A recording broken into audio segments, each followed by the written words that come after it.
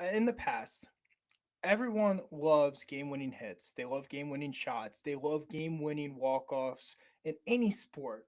NASCAR is no different than any other sport. And on Sunday, with the greatest athlete of all time as his boss in the attendance, we saw a walk-off win in Homestead, Miami. Job well done by Tyler Reddick.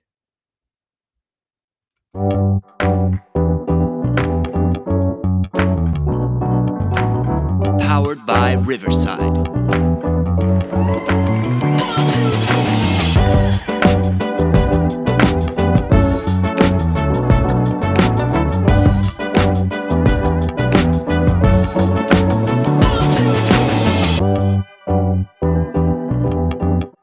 What's up, everybody, and welcome into a brand new episode of the Broken Wheel Bearing Podcast. I'm your host, Matt Codd, this week. No Vince, unfortunately, but Vince, if you're watching us on YouTube or watching me on YouTube, watching the podcast, all that, we wish you well. In regards to you losing your voice, unfortunately, it sucks because we had such a great race in stock for us this evening with our fans. But guys, we are post Homestead now in the NASCAR playoffs. We have a couple weeks left of the of the playoffs of the 2024 season. Coming down to the wire, really, really sad to see this season go. What a remarkable season it's been. And Sunday gave us another chapter in this beautiful 2024 season. So, again, a couple of things before we kick tonight's show off. If you are enjoying what you're listening to and hearing our voices, obviously follow us on YouTube, subscribe to us. We do live stream episodes now. We love interacting with the fans live on air. So feel free to subscribe to us on YouTube. That's at the Broken Wheel Bearing Podcast. Follow us on Spotify, iHeartRadio, and Amazon Music, which those are our OGs. You guys already know. You've been with us for a while. If you're new to the show, you don't really have YouTube, follow us on one of those three providers. Follow us on our social media pages as well. Facebook, the Broken Wheel Bearing Podcast. And of course, we have our TikTok brand at the Broken Wheel Bearing Pod. Feel free to follow us on TikTok as well. So before we jumped into the main event tonight, I wanted to get that off our plate. So with all that being said, guys, sit back, relax. It's going to be a loaded show on tap like we usually do. We got some show announcements. We got some fast headliners this week. And then we're going to kick things into our Homestead Miami race discussion. Tons of topics, by the way, coming out of the amazing race weekend in Miami.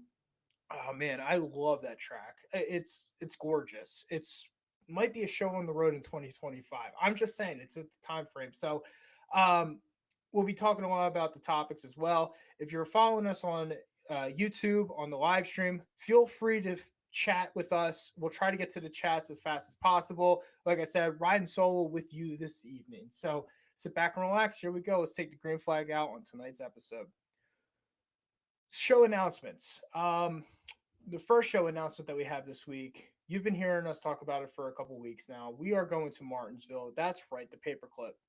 We posted this on our Facebook page, the Broken Wheel Bearing Podcast, today.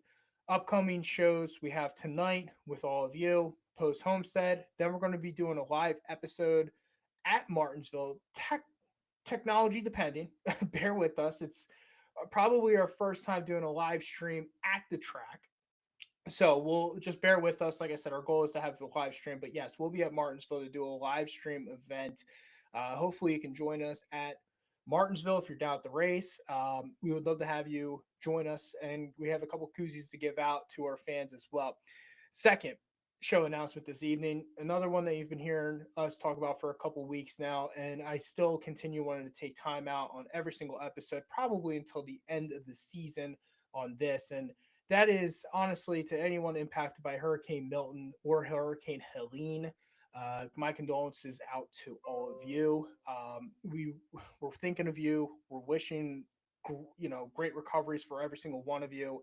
Praying for you as well. Again, I said it for the last couple of weeks. I'll continue repeating myself on this one. I understand that condolences and prayers, they don't fix a home. They don't fix they don't fix what you lost, and I get that. But sometimes maybe just the comfort of hearing somebody that you don't know, really, realistically, myself, it might just give you some, at least a little peace of mind that people do think for you or think, excuse me, think of you in times of crisis. So Again, I wanted to wish everybody who's impacted by Hurricane Helene and Milton my thoughts, my prayers, my condolences are going to be with you. And folks, if you're listening to us on the show, you'll still continue to hear that every single week until the end of the season. So, wrapping up some show announcements, let's get into our fan interaction zone from this past week. A couple questions I asked the audience coming out of Las Vegas. We had our Spotify poll question of the week last week, and that question was: Is William Byron heating up at the right time? 50% of our fans on Spotify voted yes. William Byron is heating up at the right time.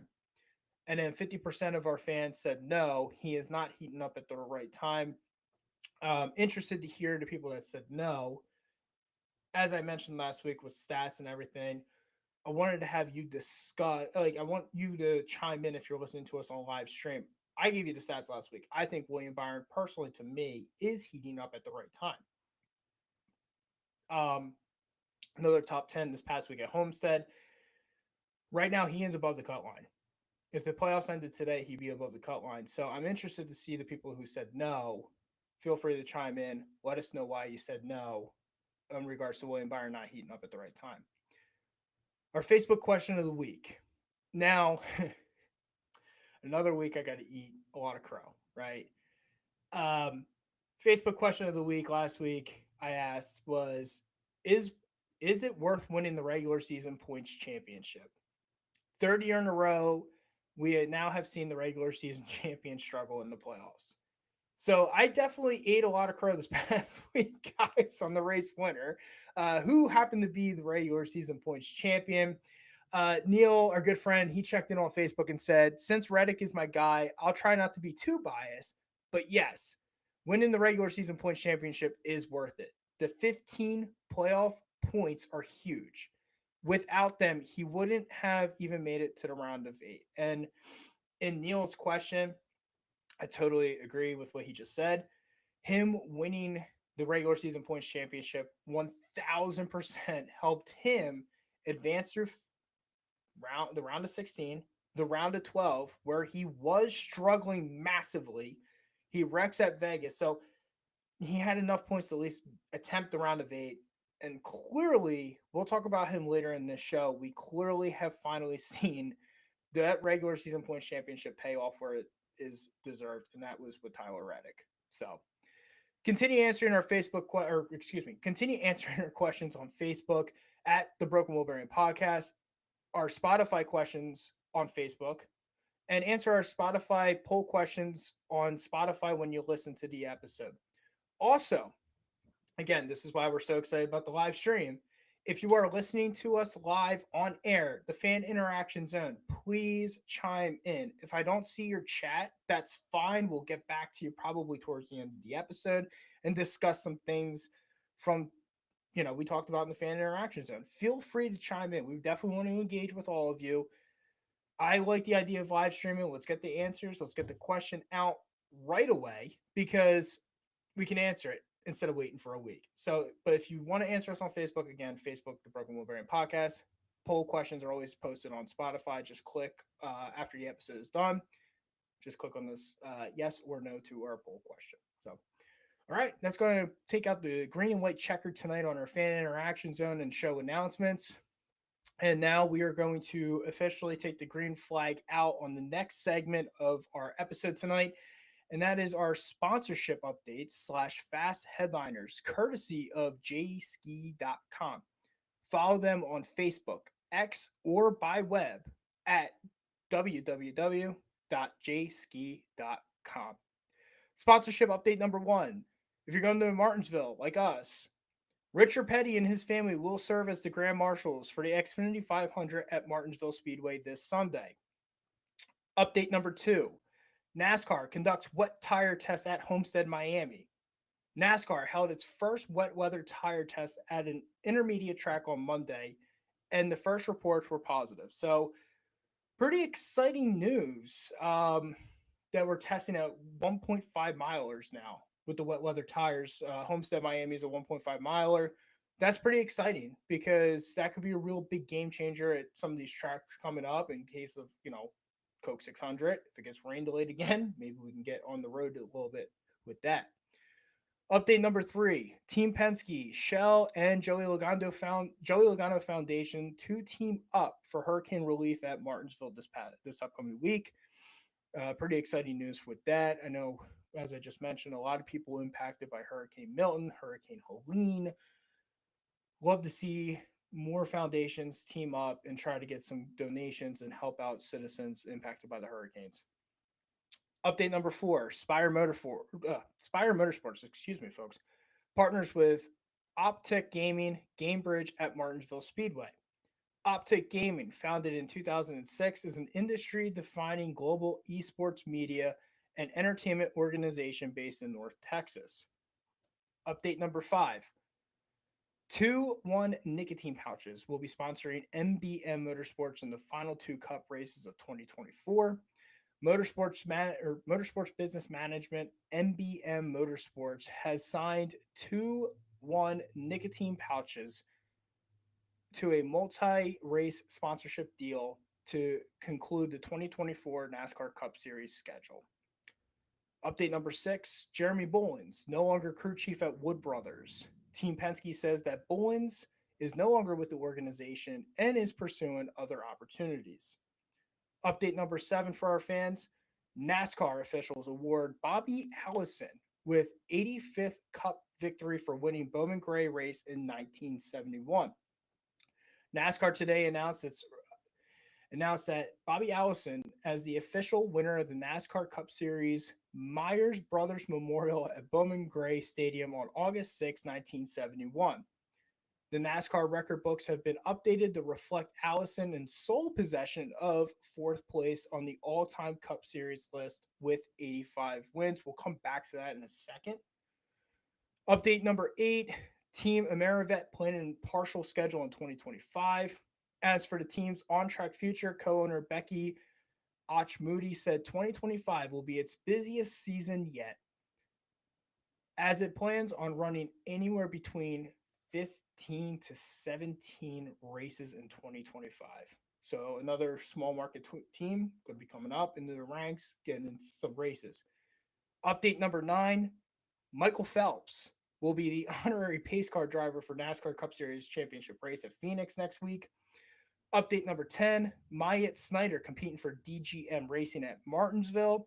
Myatt Snyder will be behind the wheel of the 91 Chevrolet Camaro for the upcoming NASCAR Xfinity Series playoff race at Martinsville Speedway. Snyder's longtime partner, Treetop, known for its apple juice and applesauce products, will serve as the primary sponsor for the Snyder's first start with DGM Racing this weekend at Martinsville.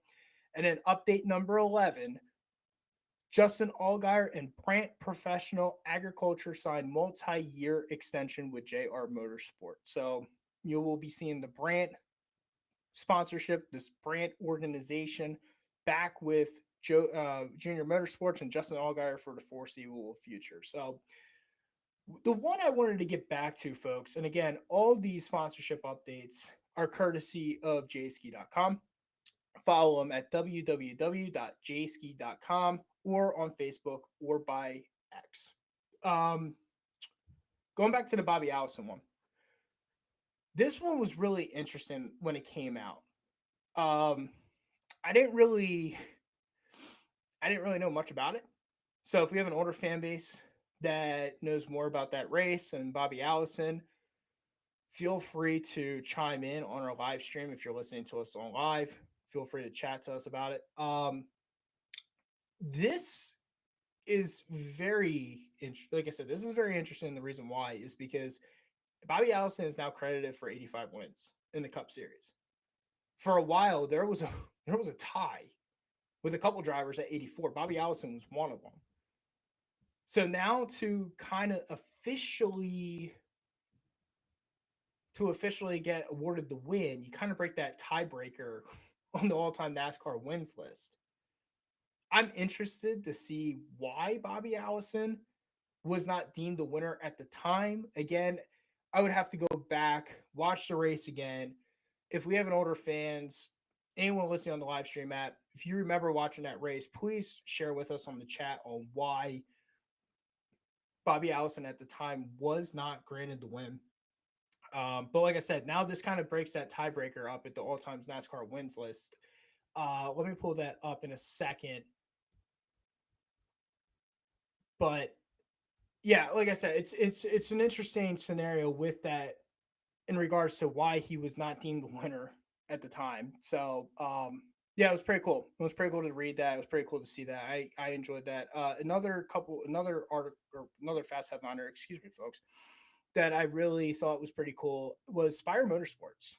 And they were partnering with Optic Gaming, Gamebridge at Martinsville Speedway. We knew Gamebridge was going to be entering the sport at some capacity. They've been with Spire Motorsports for a while now. Justin Haley obviously ran a couple Gamebridge games since he's come over to Spire Motorsports. But to see Uptick Gaming to come into NASCAR, industry defining global esports media and entertainment organization that's based in North Texas, we always talk about it, right? As NASCAR fans, we want to see our sport grow. We want to continue bringing more and more eyes and growing the sport. And bringing a organization like Optic Gaming could be critical for a younger demographic. There's a lot of people who really enjoy iRacing. I think it'd be a great idea to continue growing into that industry. I think it's a good move by Spire Motorsports. I'm looking forward to the sponsorship as well. And as we discussed, NASCAR conducts what tire test at Homestead. Again, that is very critical because we already have kind of this wet weather tire package on the short tracks, the road courses at least. To see this now be tested on a 1.5, such as Homestead, I get it. It's a little bit different than the D shaped, like Charlotte's, the D shaped Texas of the world.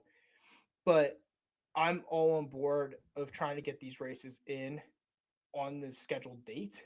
I'm tired of weather delays, and I don't think we'll ever get wet weather tires at a Daytona. We'll never get wet weather tires at Talladega.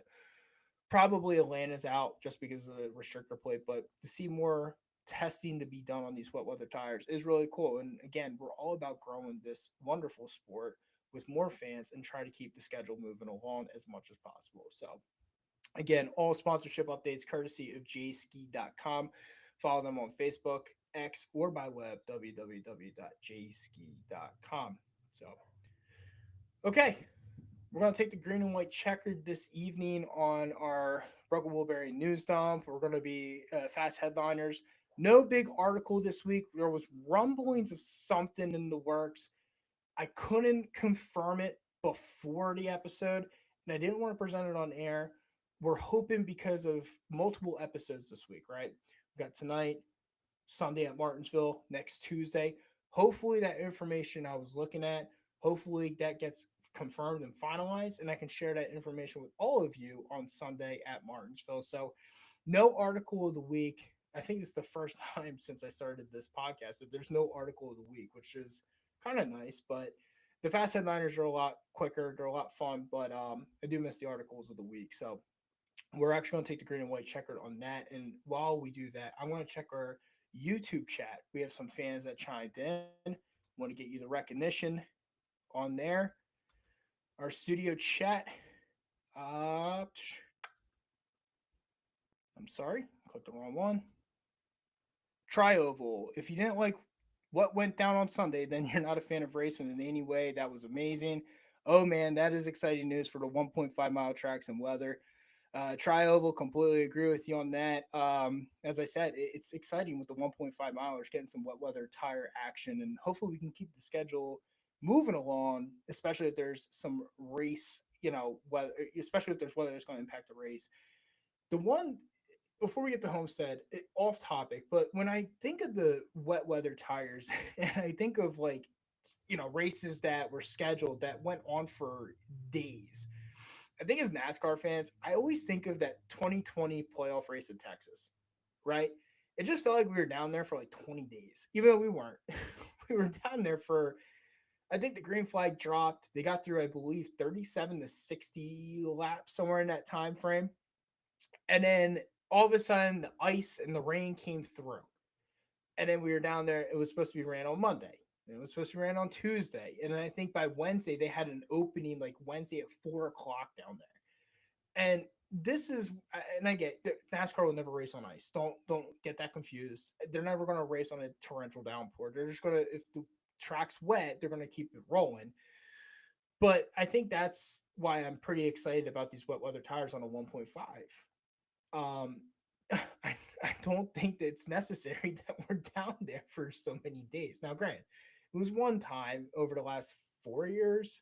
I can remember that we were down at a track for weather that bad. But another track I think of is like Dover, right? Being from the southeast corner of Pennsylvania, Dover, being at the time of the year it was, would always have this stupid rainstorm. Always have this stupid rainstorm. And what's funny is this year it didn't get rained out. But in years past, right? Because we usually get where I live, I usually get the same weather as Dover. And when when Dover race weekend would happen, like Saturday would always be perfect. It would be gorgeous. That whole week before would be gorgeous. And then Sunday would roll around and there'd be a torrential downpour. So I think that's why I'm excited about the wet weather tires.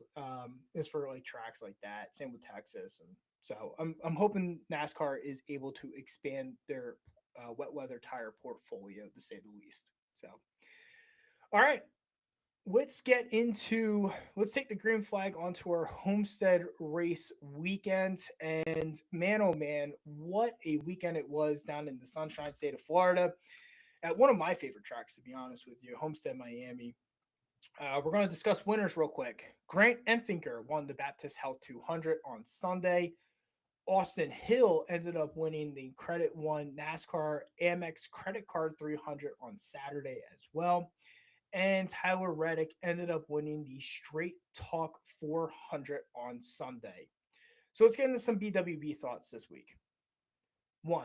Topic number one, and that is triple header weekend down in Miami. We'll kick things off on Saturday's action with some Grant Enfinger discussion. Very impressive, folks. Very impressive stretch for me from Grant Enfinger as he clinched his spot into the Truck Final Four by winning Talladega a few weeks back. What does he do after he wins Talladega? Well, he follows it up with a nice win at Homestead, Miami. So Grant Enfinger has now won back-to-back races. So in this round in the Truck Series playoffs. He won stage 2 on Saturday, led a total of 32 laps out of the 134 laps. So he wasn't really the most dominating truck, but he was a truck that to me was able to just find his way to the front at all costs. I think going into the Truck Series playoffs, I think all of us on this podcast, all of our fans have kept saying Corey Heim, Christian Eckes, this is how the year's going to go. They're just going to dominate. They're going to get themselves right into the championship four.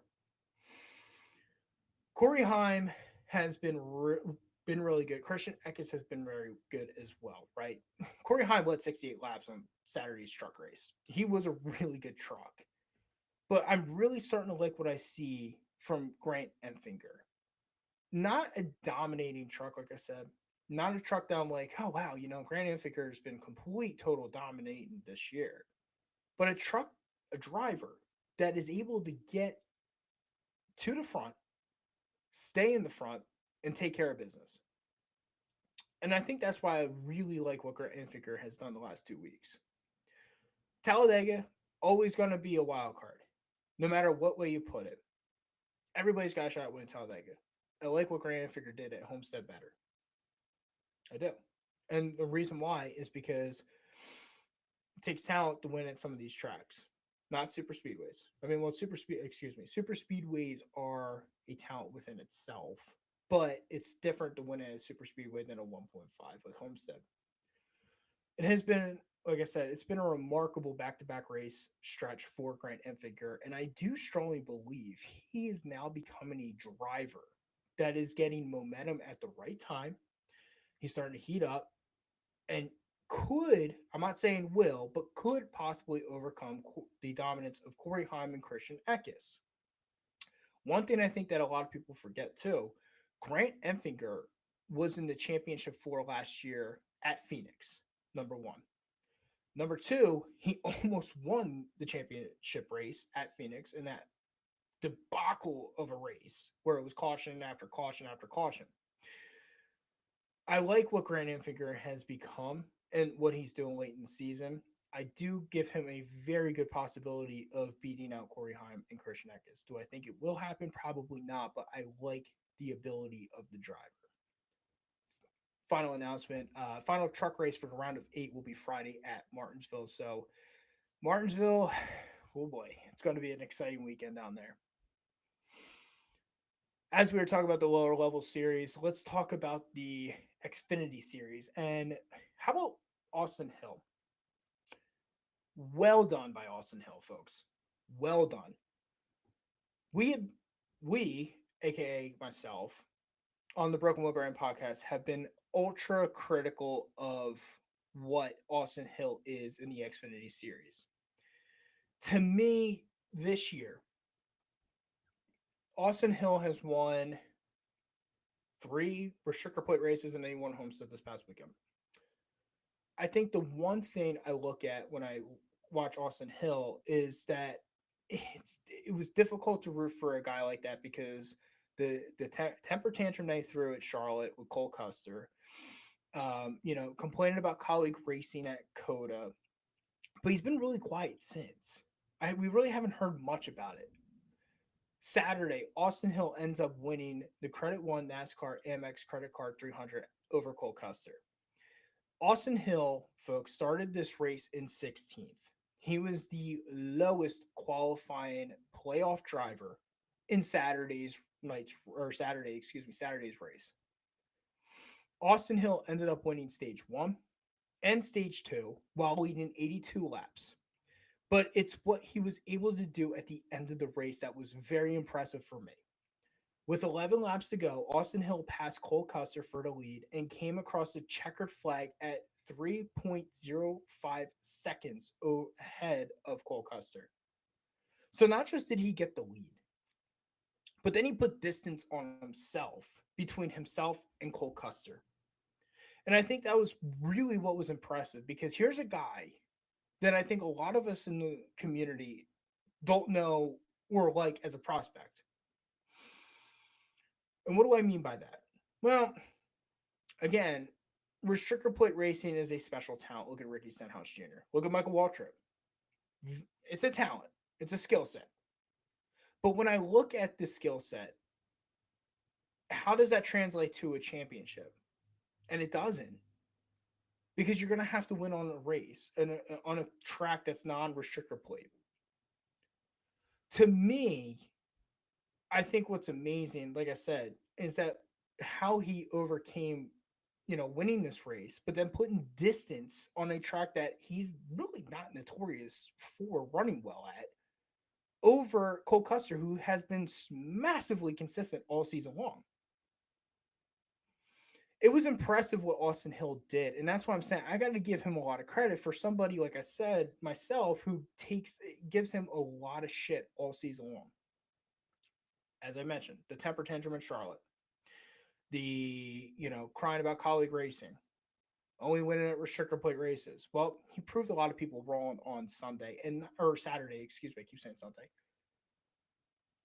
And the one thing that's really cool for Austin Hill, 2024 will be the first time he will race in a championship at Phoenix.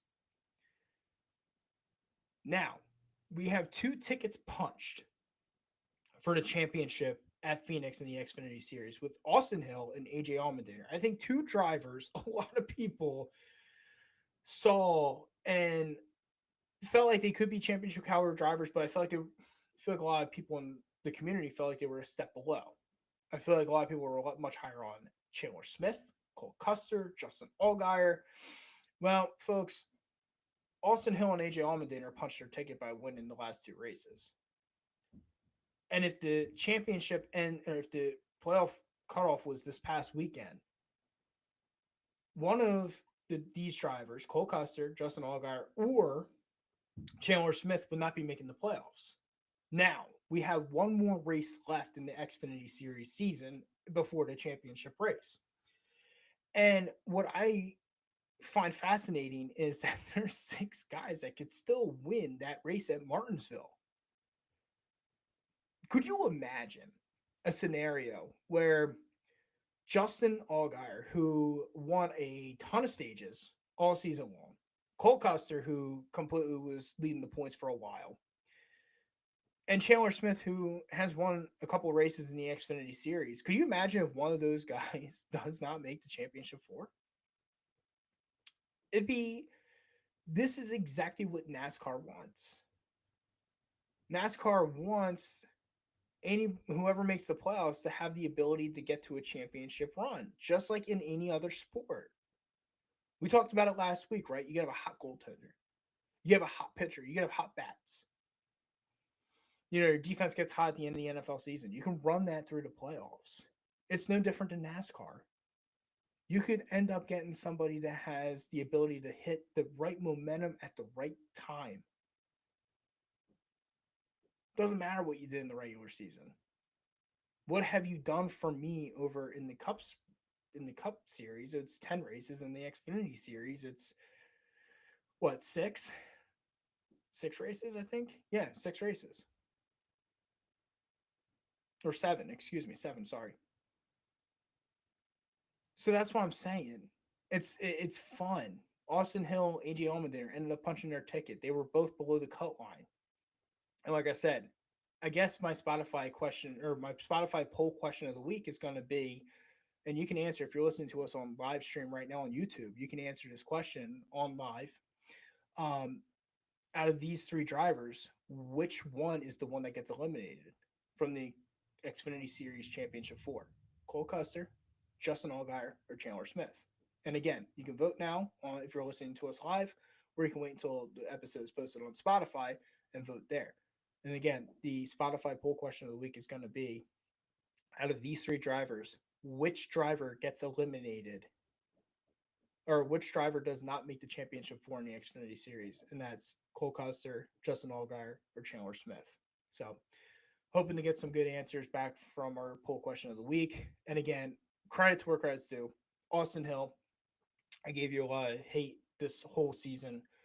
Well done. Well done. And well earned. I listened to the press conference or the post race interview, and it was emotional because he was taking it all in. So great job by Austin Hill. So, all right. Point number two coming from the BWB thoughts coming out of Homestead, Miami this weekend. We're going to talk about it. Tyler Reddick. Tyler Reddick, point number two. 2024 regular season championship ends up pulling off a walk-off win at Homestead, Miami. And when I mean walk-off, it was a walk-off. And there's a picture. So obviously we all know 23XI, who is owned by Michael Jordan, is one of the greatest basketball players of all time. And it had me thinking, right? What is Michael's most iconic picture in a playoff game? And it's him against Utah hitting that shot against the Jazz in the NBA Finals. To me, Reddick passing Ryan Blaney on the final turn of Homestead felt like that Michael Jordan shot. And I will post both those pictures on Facebook so you guys understand what I'm talking about after you get done listening to this episode. But it's absolutely outstanding what Tyler Reddick was able to do on Sunday at Homestead. Folks, we're going to go into some depth on this one with the driver of the 45. And we have some Reddick fans that listen to this episode, so you guys are going to be in heaven listening to me talk about Tyler Reddick this week. I picked him in the summer to win the championship. I believe it was coming out of the Olympic break. I said, I believe Tyler Reddick is the strongest car that's going to end up winning the championship. Now, these playoffs have not instilled any confidence in me on my pick at all. And again, the playoffs have created a ton of doubt. He was below the cut line entering Homestead after wrecking at Las Vegas. He was ranked 7th in the points, just ahead of Chase Elliott, who ended up having issues himself. And the one thing he did, he went to Homestead and they didn't mess around whatsoever. He went in, he banged out and won the pole for this race. Again, I ran the numbers for all of you last week.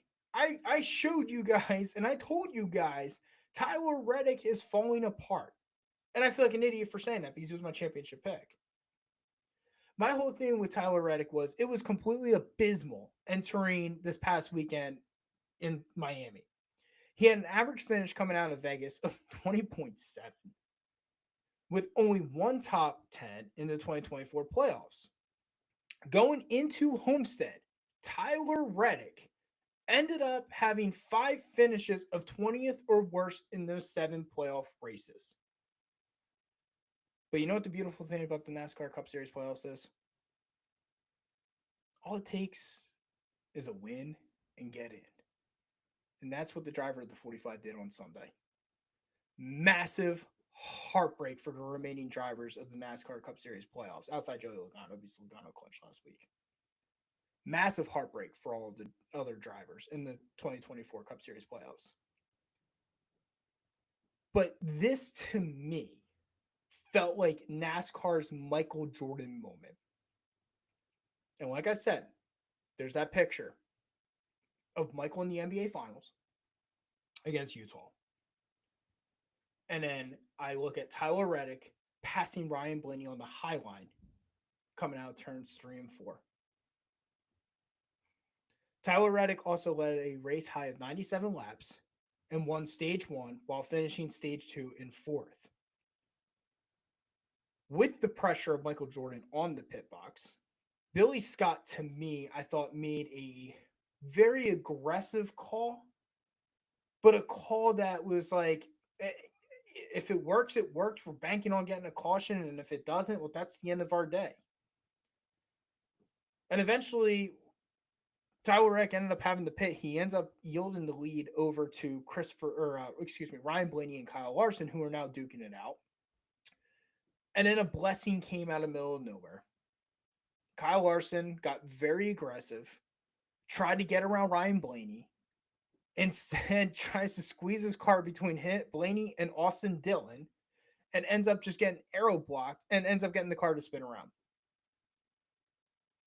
During this caution sequence, Tyler Reddick was the only one not to pit because he just pitted for tires maybe 7 laps before. That's it. So Billy Scott made a decision to pull Tyler Reddick into banking on getting a caution. They didn't get the caution before they pitted, but what they got was the biggest blessing. A caution 6 to 7 laps after they pitted. So their tires are still brand new and fresh. Final green flag waves, and the battle was between Denny Hamlin and Ryan Blaney. Absolutely incredible battle between Blaney and Hamlin. Blaney ends up getting around Denny Hamlin for the lead, but in the closing laps, and the guys at NBC kept saying it. Jeff Burton, Steve Letarte, Lee Diffie, they kept saying it. They're like, the 45 is gaining ground. Those tires and that high wall riding line is pushing so much momentum on that 45. Tyler Reddick gets rid of Denny Hamlin quickly and then sets himself up for a game winner. And what ends up happening? Tyler Reddick goes around the high line where Blaney goes low, Reddick goes high, and the momentum carries him into victory lane. Again, this to me is NASCAR's version of a total walk-off win in the bottom of the 9th. Or with the game on the line, tied 98-98 with 0.3 seconds left in the game, and Michael makes that shot. That was NASCAR's version of all of that. This was the most remarkable thing I could recall watching in a NASCAR race outside of restrictor plates and all that type of stuff. Again, Billy Scott, to me, I thought made the right call by running it on green flag laps until Reddick couldn't go any longer. And then eventually Reddick pits. Larson gets impatient, Flag comes out for a spin. Reddick comes from mid pack to right in the thick of things. And what does he do? He capitalizes. And for me, all the stats and all the data I presented to you about how bad Tyler Reddick's playoff season has been, eliminated. Eliminated. Because all it takes is just a win and get in. And everything else doesn't matter. Tyler Reddick was phenomenal at the end of that race. And as Trioval Life said on our live chat, he said it best. He's like, listen, if you don't like that type of racing, I don't know what to tell you. We'll talk about Homestead in another topic coming up later in this episode, but credits where credit's due. Tyler Reddick back against the wall with your boss, the greatest basketball player to ever play, watching over you, and came up in so many game time moments. You get it done. Well done. And I love what Michael Jordan even said. He's like, that little dude drove his ass off. I love it, man. I really do. So credit to congratulations to Tyler Reddick, 23XI, Billy Scott. First time that organization will be racing in a championship four. First time Tyler Reddick makes it to the championship four. A lot of people were excited about Tyler Reddick as a prospect. I was too. Really did not like how he handled the departure of RCR, but then I've watched RCR basically do some stupid stuff post Tyler Reddick, and I can understand why he left for Team Toyota. So great job by Tyler Reddick. Great job by 23XI. And incredible work. Topic number 3 for me coming out of Homestead, Miami. Well, we talked so highly about what Tyler Reddick did and how he won this race. Let's talk about the driver who ended up not getting the benefit of the doubt, and that's Ryan Blaney. Absolute heartbreak for Ryan Blaney this week. I'm sorry, folks. Chewing gum. I have to say this. And first, I have no clue what he was thinking, taking the low line while Reddick was gaining speed in the high line. I have to say that was terrible work by Tim Fetterwall, Ryan Blaney's spotter. Terrible work. You have now gotten multiple laps of data, right? Okay, your driver's in the lead. Ryan Blaney's in the lead and all that type of stuff. You're starting to see that 45 creep around the high line. He's gaining a lot of speed. His tires are, all the tires are basically back on par with each other. And you going into turns 3 and 4 with a championship 4 appearance on the line with the ticket that could possibly be punched. You told your driver to take the low lane. And maybe the thought process, and I understand it, it's NASCAR's chess. It's chess for the lead. Your thought process is probably like, well, we go low because if we don't go low, then he's going to go low and he's going to be able to whip around the low lane. But Tyler Reddick, for a couple laps, did not show you that he was going low. Tyler Reddick, you did not break the momentum off of Tyler Reddick. He kept showing you his playbook. And Tim Fetterwall decided to go, you know what, Ryan, we're going to stay low and we're going to win this race. Instead, Reddick ends up on the high line, whips around Ryan Blaney. I mean, listen, I texted Vince throughout the race, and I literally looked at him, and I texted him at the end of this race, and I literally go, dude, the laws of physics looks like Ryan Blaney is stalled. And Tyler Reddick looks incredibly fast on the front. Like, it literally looks like Reddick's driving, and Ryan Blaney looks like he's just stalled out. Ryan Blaney, to me, did so much in this race. So much good and so much right. He could have nearly gotten wrecked by his buddy Chase Elliott, which was a little odd how they were racing. I get that they're both below the cut line, but that was just a weird sequence. And for the most part, Ryan Blaney did a very good job when he got into the lead, holding the lead. I was interested to see how that chess matchup would have been between him and Kyle Larson.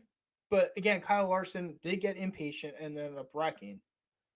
I would have been excited to see how they would have gotten around lap traffic together.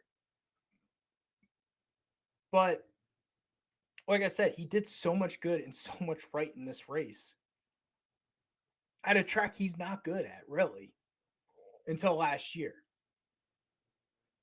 Ryan Blaney led 47 total laps, flashed a ton of speed in the long run. That's where his car was best.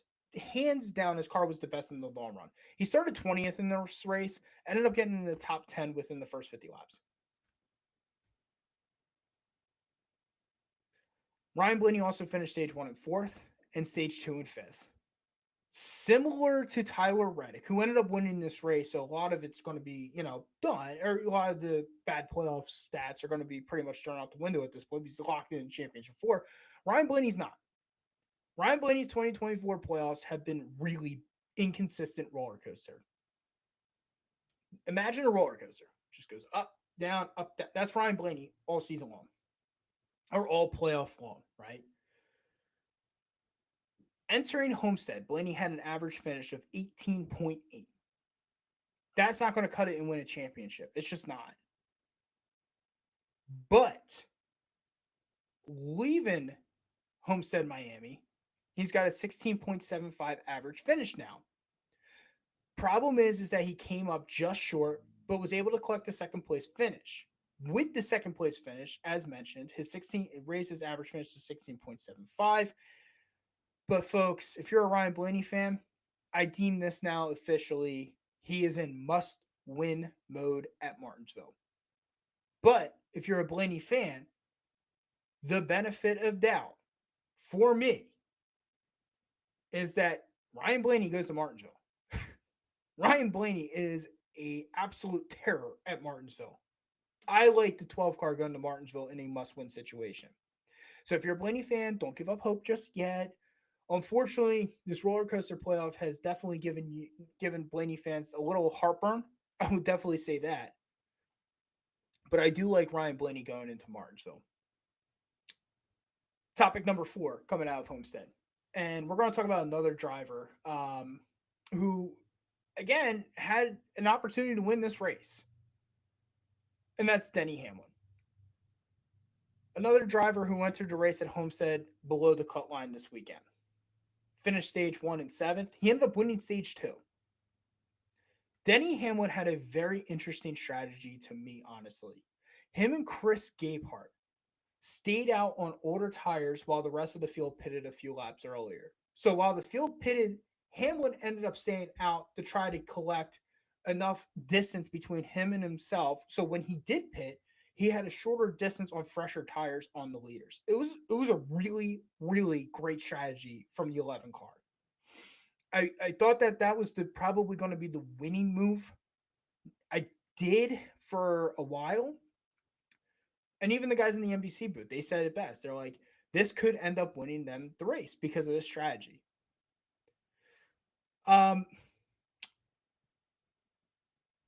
Like I said, I like the call on what they did, and I really wish the Larson spin did not happen because I felt that if Larson and Blaney, who were fighting for the lead before the spin, I felt like if with them battling each other for the lead, Hamlin was coming in that stretch before Kyle Larson spun out. And I really, really felt that with lap traffic, Kyle Larson and Ryan Blaney battling each other, Denny Hamlin might have had enough time and enough laps to shave off the distance to capture the race lead and the race win because he was on fresher tires. Caution comes out, the field pits for tires. On the following restart, Denny Hamlin takes the lead and then gets passed by Ryan Blaney. Once the pass from Blaney happened, I kind of felt like that was the end of the day for the number 11 car of Denny Hamlin. I felt like that Blaney was just too strong in the front in that front or the front parts of that race or in that early stages of the green flag. It kind of felt like for me, like I said, I felt like Denny Hamlin was kind of done once Ryan Blaney passed him, and it looked like he was going to be closing up shop basically to head down to Martinsville. Denny Hamlin ends up finishing third in this race and now sits minus 18 points below the cut line. A better situation than Ryan Blaney in the points, but Denny Hamlin, folks, just like Ryan Blaney, Denny Hamlin to me is in must-win situation at Martinsville on Sunday at the Xfinity 500. So, okay. Final points coming out of Homestead Miami Speedway. Closing points from Homestead. A round of applause. Let's give a round of applause there. Round of applause to all the playoff drivers. Honestly, Chase Elliott led 81 laps, had great speed throughout that race. Unfortunately, just came up short. We talked about Reddick, we talked about Hamlin, we talked about Blaney already, but Kyle Larson before the spin, he had issues by hitting the wall. He had a tire go flat early in the race, ended up running through the field and put himself in a position to win on Sunday. Um, if he doesn't spin, like I said, who knows what could have happened. I do think that he eventually gets around Blaney and ends up winning that race, but shoulda, woulda, coulda.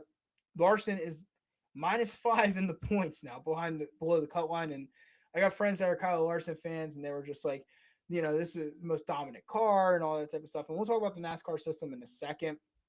Don't want to jump too far into that. William Byron, he ended up finishing 8th in stage 1 and 6th in stage 2. And finally, Christopher Bell, who finished this race in 4th. We talked about it last week. Christopher Bell is on an outstanding run in these playoffs right now. Absolutely outstanding run in these playoffs with top fives. And, only one finish below 10th, and that was a 14th at Watkins Glen. So Christopher Bell, excuse me, now has an average finish in the 2024 playoffs at 5.5 with 5 top fives and 7 top 10. So eventually, like I said, so Christopher Bell, I said this after Vegas, I'm looking at him as a guy who could win. And I think he's going to need to win. But what he's done in these playoffs, again, when you keep your car in the front of the pack, eventually Lady Luck is going to find you. Eventually, you would hope. So, only driver that was non-existent on Sunday was Joey Logano. Finished this race in 28th. Already clinched a win at Las Vegas, so no harm there. This is not a Joey Logano track. He struggles massively at Homestead. This was not a surprise whatsoever. So, and finally, 2 topics of conversation as well. Homestead. I'm going to ask the audience this. This is going to be our Facebook question of the week. Is Homestead NASCAR's best track on the schedule? And if you're listening to us on our live stream, feel free to open up the chat. Chat is wide open for you to answer the question. Is Homestead NASCAR's best track? And for me, I'm going to say Homestead Miami is probably outside the restrictor plate tracks. I love Homestead. I think Homestead is, I don't want to say it's the best right now, but it's becoming one of the best tracks NASCAR has on the schedule. I'm starting to believe, and again, we saw Homestead have an early date in 2025 on the Cup Series schedule in anticipation of eventually getting the championship race back there in 2026. Homestead Miami is going to be doing massive renovations, and they're going to be doing these, they're going to be working on the track to get it prepped for 2026 championship run. I would love to see Homestead back as the championship race at this point. I believe that Phoenix does a great job. I think the city does a great job, but I think the championship race at Phoenix has gotten a little staled out. I would like to see Homestead get another opportunity because the last couple years since it's coming off that championship date back in 2019 was the last championship race. So 2020 provided a great race in July or in June during COVID. In 2021, we had it in February where William Byron ended up winning. It was a great race again. 2022, we had Kyle Larson completely dominate. That was a great race. 2023, last year, we had a great race with Christopher Bell. And then this year, we had a great race as well. The one thing I love about Homestead Miami is that it's very colorful. It's very vibrant. It attracts my eyes and it brings the audiences to the track. I keep saying that we're going to be doing a couple of shows on the road in 2025, but Homestead has been in consideration. I would like to probably save Homestead till it becomes a championship race again, but I think that Homestead is one of the NASCAR jewels. Not a crown jewel, but I think it's one of NASCAR's jewels. It provides incredible racing. The banking's perfect. I think Dale Jr. once said it on a tweet too. He said, if you love Homestead Miami Speedway, you would have loved Old Atlanta. And when you watch Old Atlanta races, and I think that's why a lot of fans of any sort that love this sport fall in love with this track a lot, because it reminds them of older Atlanta. but it's also a very fast-paced, high-bank track where you can run multiple grooves. And I think that's what NASCAR wants and NASCAR needs. They need tracks like Homestead on the schedule. I want to see drivers run multiple groups. I don't want to see basically everyone running the low line or running the high line and that's it. You'll be, there'll be repercussions if you run either one of them. So Homestead absolutely is one of NASCAR's best tracks. And again, that will be our Facebook question of the week. Is Homestead NASCAR's best track on the schedule? So, and then my final point before we shut it down tonight's episode, the playoffs system again has been discussed by multiple people, and how a lot of fans are very disappointed in it. I'm gonna I'm gonna end the Homestead Miami discussion with this, right? NASCAR's playoff system is perfect. It's perfect. I'm sorry. It is. And why is it perfect? Well,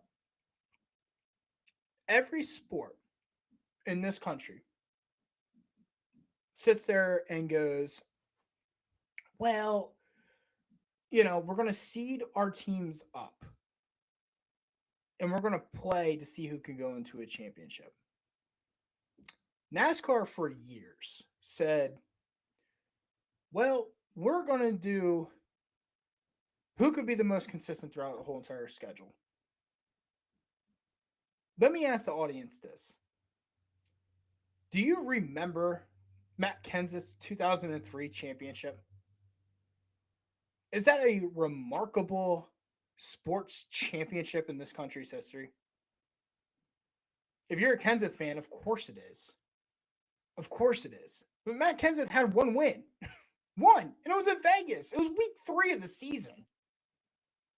And ends up, because of his consistency, clinches the championship at Rockingham that year.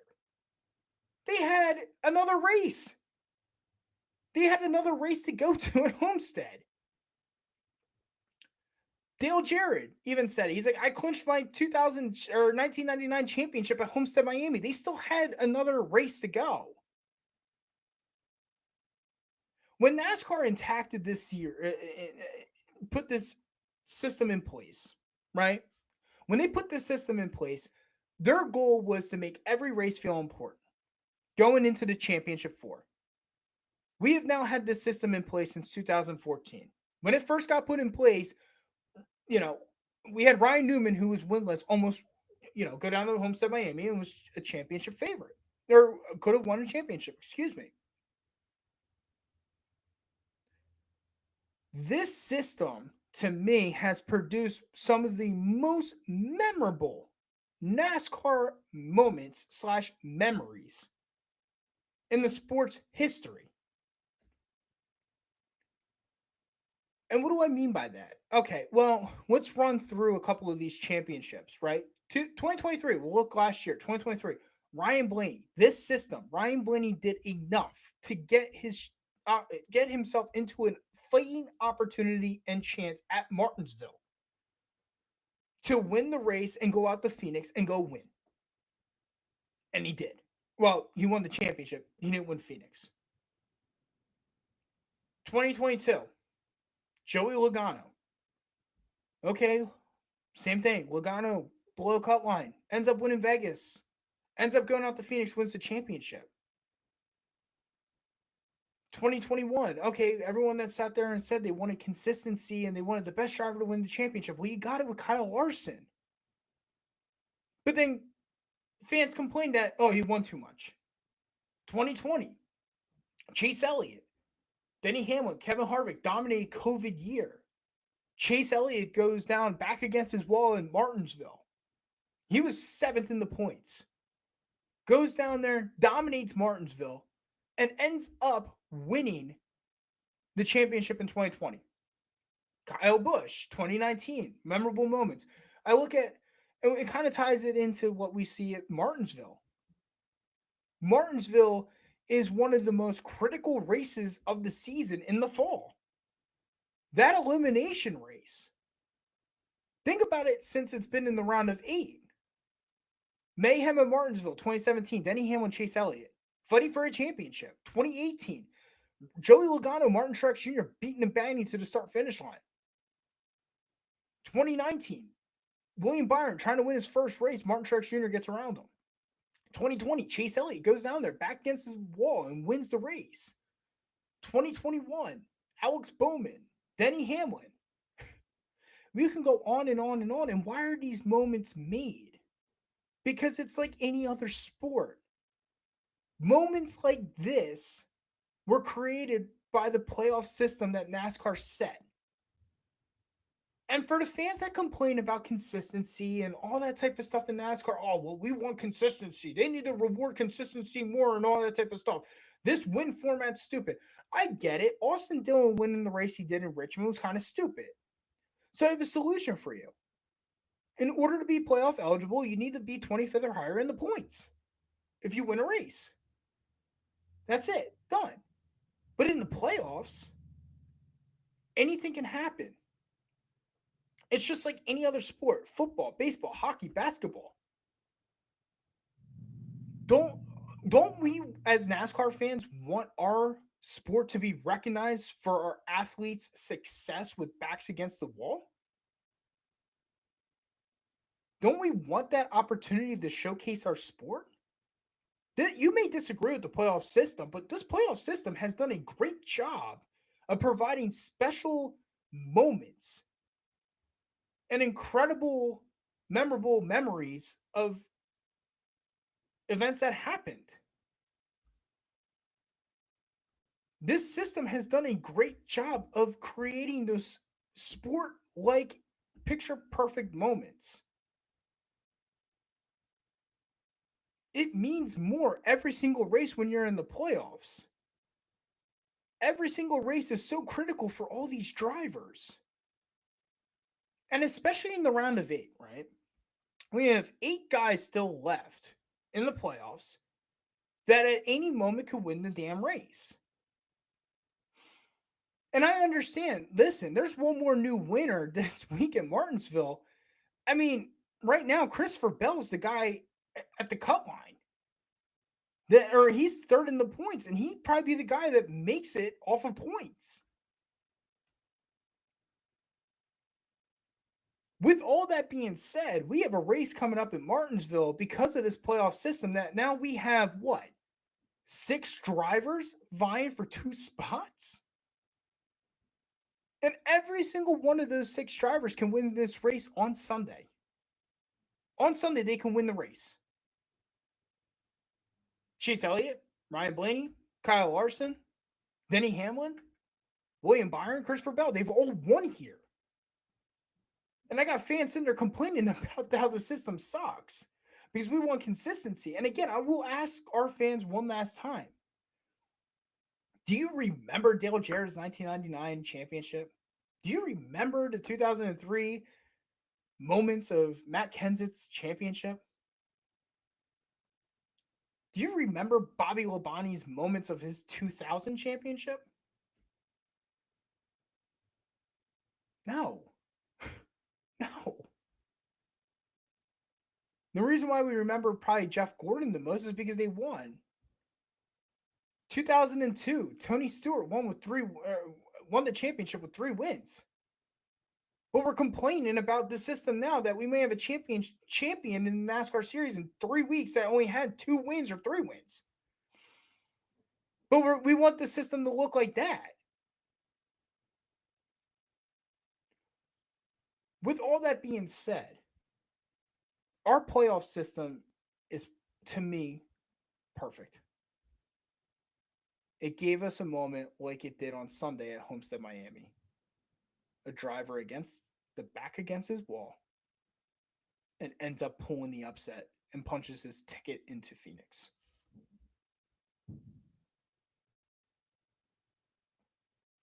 I don't want to hear about how the playoff system sucks anymore. With all that being said, we're going to take the checker flag on tonight's episode and coming out of Homestead, Miami. A shorter episode this week. We're not going to give any picks this week for all of our fans. We will be doing that with you down in Virginia in Martinsville before the Xfinity 500 on Sunday. That's right, Broken Wheel Bearing Podcast. Again, we will be down in Martinsville live streaming an episode for all of you to listen and hopefully be a part of the broadcast. And would love to do that for all of you. So, with all that being said, again, we'll be down with you on Martinsville. We'll keep you guys all updated on where we're at the track. Come by, swim by our tent, come by, pick up a koozie, come by and just enjoy the conversation with us at the Broken Wheel Bearing Podcast before we get you set for the Xfinity 500. Again, picks will be announced on Sunday, not tonight's episode. Sorry if you're listening for the picks, but they will be announced on Sunday while we do the live stream at Martinsville. We did one at Daytona. I'm looking forward to it at Martinsville with you, the fan, in the background. So, if you love what you're hearing from us at the Broken Wheel Bearing Podcast, again, subscribe to us on YouTube. We have the live stream going on Tuesday nights. Off season will be coming up, so we'll be changing some things up a little bit. But subscribe to us on YouTube at the Broken Wheel Bearing Podcast. You have to type it in the search bar at the Broken Wheel Bearing Podcast, because if not, you're going to get Broken Wheel Bearing videos on how to change it.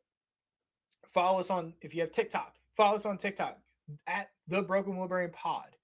Facebook, the Broken Wheel Bearing Podcast. That Facebook page is popping, folks. If you love what you hear and you want to interact with us quickly, chime on in and follow us on Facebook at the Broken Wheel Bearing Podcast.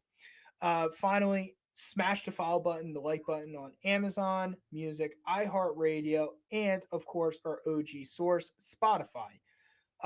With all that being said, I'm hoping to see a lot of you down in Martinsville on Sunday. It should be a beautiful day in Virginia. In Virginia.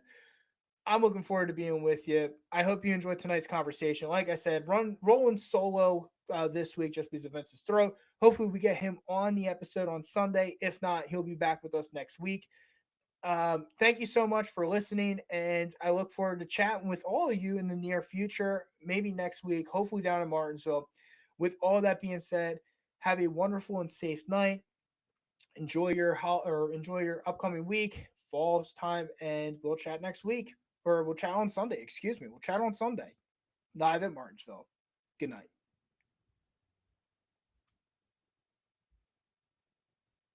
Will you tell Mr. Dennett that Ricky Bobby is my best friend?